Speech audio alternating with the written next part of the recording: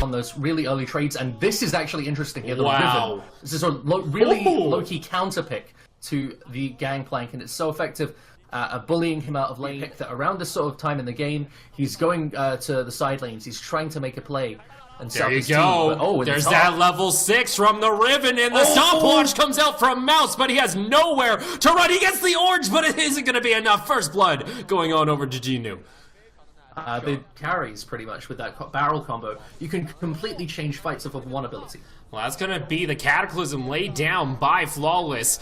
The Magic nice Q route, isn't going to land on through, but that route, like you mentioned, the Flash is going to get him just out of distance, but the Cannon Barrage comes down from Mouse, and that's going to... Honestly, I'd be shocked if they stick too much longer down here. They could get easily dived. Teleport's going to come on through on the Riven, and Amy is just going to come around. That's actually going to be the Rise coming on down, and actually, the Shen ultimate used on top of Flawless of all people. Maybe not the right decision. They will answer at least 2 kills, though, in response by Rogue Warriors. Doomby now coming on over. Flag Drag is going to knock up the Rise, and that's going to be a double kill onto the Shen.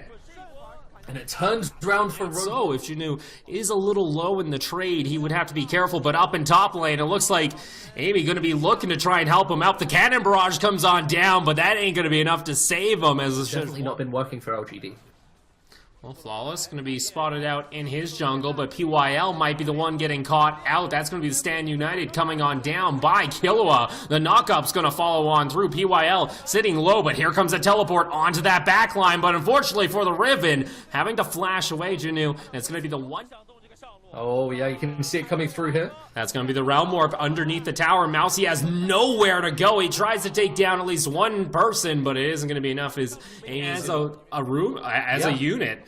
With this Riven. This is exactly what we're talking about. They constantly look for plays back to back. It's going to be a 5-man dive in the bot lane. Flawless uses the Cataclysm, but he won't be able to do much else as he gets trapped underneath his tower. Genu also picking up the kill on SMLZ and going to go TP all the way up to the top lane tower to actually save it and maybe go aggressive onto Mouse. Going to be looking to hunt him on down. Lands the knock up, make it the stun. Mouse going to go toe to toe. Will he be able to do anything? But a beautiful barrel cancel comes out from Genu, and Mouse is just getting shredded in the river. Beautiful display on the Riven.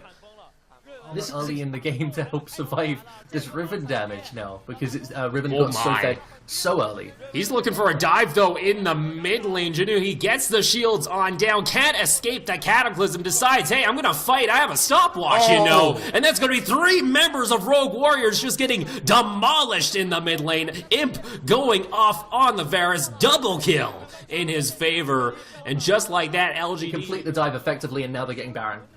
And LGD, they look like a brand new team after their win over RNG, playing aggressively, looking for these moments early to try and get the gold rolling, and understanding that their win condition watcher Zonya's now, and with the Realm Warp, get out of there, and Mouse, you're underneath the tower. Can they maybe pull off a 2v1 in their favor? Genu, he's going to look for the kill on top of Mouse. Flag Drag combo is going to be able to do enough to knock him down, and SMLZ with the ace in the hole is going to pick up the kill. This is where Riven in any solo queue game would be saying, what do you recall? Going to use the standard, and Imp spots this out. So now LGD, they know where Rogue Warriors are. They're going to be looking for the fight. PYL is just going to be trapped in the Cataclysm. Flawless, not playing too flawlessly, it seems, as he just jumps on in and gets obliterated. And with no jungle, this should be an easy Baron call by LGD. Down in bot lane, are they going to be able to secure the kill on the Riven? The shield comes on out, but he takes down Mouse in his dying breath. On the other side of the map, though, LGD do secure the Baron. Ends up getting the 1-for-1, but crucially removes Gangplank from the map, which means that the wave clear is significantly lowered if they want to go for a fight. Ooh, looking to kite on back, doesn't have his ultimate available, just used it during the fight. Killua still pretty tanky here on this Shen. Imp taking a lot of auto attacks just to take him down. SMLZ gonna get exhausted. Here comes the flank from the Rise. Spell Flux going all over the place, gonna try and snare up some members. Imp picks up the kill, make it a double kill as he takes down SMLZ, and with some Baron, it seems to be the main engage for his team, the main call, but the Glacial Prison will be the first to follow up through. Imp is going to land his ultimate onto the back members. The Cataclysm, though, is going to trap PYL and the Sejuani. They're able to escape, and now Killua on the front side has to be careful, and Janu is just causing mayhem toward the side of the team LGD. They look to have done it, now looking to crash in onto those Nexus towers. It's going to be a 4v5. The flag drag combo is going to knock up PYL, but he is still alive, and Imp is able to shred down Flawless. Here comes the Riven, looking for the dive. Double kill for Imp on the Varus, looking for maybe a little bit more, instead turning his attention onto the towers. And LGD in game one picking the Riven up in top lane, playing aggressively, show that you can look to try and end series fast here, as they're going to look to try and kite out. He survives as the Nexus falls. Rogue Warriors, that much damage, you want to play around the vision, you go for that tracker's knife and you try and counter gank, but you can get towards that mid game where you can really be effective in getting 100% a pushing lane. Let's see Flawless. This is what we were asking about. What could they do early on? And MP already blew his spell shield. He's got no other form of escape. He's just going to let the explosive charge tick on down. SMLZ going to pick up first blood. Gangplank up in top lane, because honestly he's pretty, unfortunately doesn't have a whole lot of tools to get out there. Down in bot lane though, PYL, the buster shot coming on through, and SMLZ will pick up his second kill of the game. Well, that's another similar play, just jumps on top of them directly, and he's trying. Really respect it. That's going to be the cannon barrage. That at least gets the heal out from SMLZ. Looking Imp, he's trying to outplay underneath the tower. That's going to be the stopwatch though, and that's going to be the third kill going on over to this Tristana. Moving the pressure of Nanzu and Amy almost completely. Now, you're going to have that little attempt here in toward the dragon, but Imp will actually pick up a kill with the boomerang blade. SMLZ has to use the buster shot, doesn't have much mana, and guess what? Here comes that Rek'Sai, looking for some prey, picks up the kill, shutdown goes on over. LGD, they're able to punish two members of the fact that he has to clear these waves that Doenbee's pushing in. And so we need to see Doenbee do something with this advantage, because he hasn't been roaming, he hasn't been trying to gank top lane, bot lane, and it just means that Gangplank is free scaling. He might be caught out here. PYL actually flashes forward, but in response, Doenbee is going to pick up the kill. Mouse actually TP's on back. There's a double kill for the Rise, and Mouse is going to... Well, you can even look how little Rogue Warriors were even pressured in the early part of the game. And poor Nazhu, he's going to end up using his ultimate. Emmy comes around the side, flash, knockup's going to follow on through. The auto attack will find the kill, and the stopwatch gets him out of there with the Realm Warp. And Mouse calls the Forge God into play. That's going to be a knockup onto the Rek'Sai, followed up by the flag drag combo. And the Cataclysm keeps him from escaping through the tunnels. Doenbee going to pick up the kill. For Nanzu, we talked about locking down a key member, but there has to be the damage to follow up on that. Does Imp have it right now? We don't think so. He doesn't have any way of getting out of there. Doenbee can just instantly take him on down, and looking to try and take this series all the way to game 3. Have another Righteous Glory from Killua. They're going to catch out Imp, and he has nowhere to run. Completely separated from his team. Rogue Warriors are going to go ahead, turn right back onto Baron. And yeah, without the AD carry there, without one of the key damage members, it's all down to Gangplank and maybe a critical steal from this Rek'Sai. And Rise's Zona go off effectively enough that they're not even going to contest this one. This is going to be the Baron going over to Rogue Warriors, now around 7k in the lead. And they're going to be comfortably looking towards... He has to be a little bit careful there. Doesn't want to play too aggressive, it seems, as LGD does find a little bit here. But here comes the full team fight coming on through. Call the Forge God. Lands onto 2. Make that 3 members in SMLZ. He's just going to rocket jump all over the place. And Rogue Warriors, they say, hey, you know what? You don't have that Sivir to wave clear anymore. I don't think there's anything you can do. They're just going to tank the tower with the lone super minion. And Rogue Warriors, they say, hey, you know what? Game 1, that was a little bit of a fluke. We messed up, perhaps. And LGD, they don't find their 2-0 sweep. Instead, they have to go all the way to Game 3 to take their second series, possibly, over Rogue Warriors, as they're able to tie us all up. It's the classic Doenbee tank rise, taking us to Game 3 here. And even though they were ignoring the better success because they did not have the pushing advantage, they lost that tower early on to the Tristana.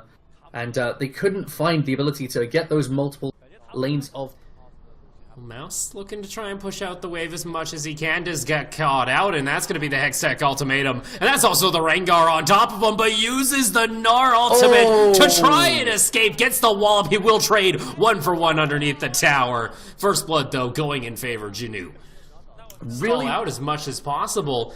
Amy does get caught out, though, in his jungle. The Tom Kench is coming around the corner. Actually was denied by some CC, and Doinby, he's now in a little bit of a sticky situation. Has to be a little bit careful. Instead, wants to go for the all-in onto the Rengar. Stopwatch won't be able to save him from his fate, as Doinby will pick up his own kill. And Imp comes around. That's going to be a Cataclysm used there. PYL flashing over the wall with the tongue, and here comes the Camille all the way from SMLZ and Killua still looking to pressure this tower. Yuki in the mid lane has to be careful. Going down to about half health. That's going to be Ignite coming out from Doinby. He's going to have the Rift Walk available in just a short amount of time. He himself will find the solo kill underneath the tower. Up in top lane, Mouse was dove actually jungle, to say the very least. A lot of junglers have to splash into domination just to get that, because or else you'll lose out on the vision games. Speaking of losing out, possibly, Flawless goes down a bit low, but LGD, they might get turned upon. Doinby jumps on in. PYL, he's able to eat up the Kassadin, but is it enough? It's a trade. 1-for-1. Cataclysm onto the back line will assassinate for the double kill. Hextech ultimatum.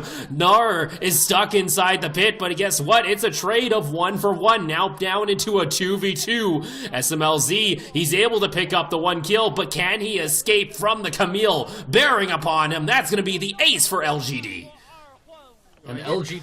If you listen to his lore, man, he eats a banquet, I think, completely. Like the table and everything. So wood is still in his appetite. PYL, though, the death is going to be what he takes for dinner tonight as he gets taken on down. Imp onto the side. Janu gets denied access into the back line of the team, but it might not be enough from Killua. The spell shield is actually used on the Hextech ultimatum, and that might be enough to actually take it down. But Janu, he's got some help from Imp, and he's going to be able to pick up a kill of his own in the end. It's going to be a 2-for-3 in favor of LGD.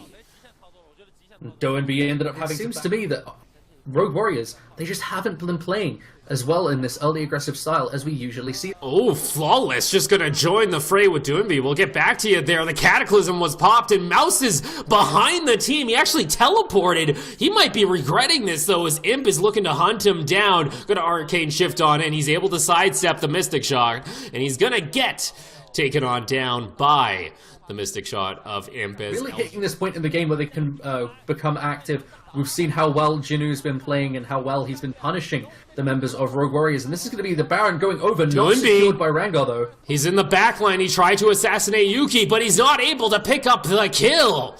And Rogue Warriors are now running for their lives. 5 members of LGD with a Baron buff, and beautiful patience there from the Camille, able to just wait out the flash. And then JD Gaming, they're in a favorite spot here in game 2. They might be looking at a rather interesting turn of events, and if you're able to take a series off someone on top of this, it's super important. PYL gonna pop his shield, gets knocked up by the flag drag. It's gonna be a 1-for-1 trade as Flawless goes for the kill. Meanwhile, though, Mouse is gonna catch out the Camille, but here comes Yuki on the Azir. We've seen what happens when this champion pops off. And Imp, he might be going for it himself. The 2 double kills in favor of LGD. They got minions in the mid lane. They might be going for the end. This could be the end here. They've got the attack speed threat of the Azir and the Ezreal to try and chunk this out. And of course, 3 AD threats and the attack speed. This is definitely the turret chunking unit. Mouse can't do anything. The Emperor's Divide comes out, and just like that, LGD are able to take game 3 after an explosive fight in the jungle at 28 minutes. And after a rougher early game than we saw previously, LGD is still able to come back. Azir is still able to get himself into the game and be this team fight threat. And Rogue Warriors gonna have to be thinking about what they could have done better, but really, it was just a much better team that we saw from LGD. Much better play than we've seen in previous weeks. So don't think of this as them losing to a bottom team in the league. LGD are proving that they can be this middle of the pack team. And for Rogue Warriors, they were seen as, at the initial part here, before LGD did take their series over RNG, you know, one of the favorites, but like you mentioned, they wanted to try and become one of the beasts of the East. Instead, LGD Gaming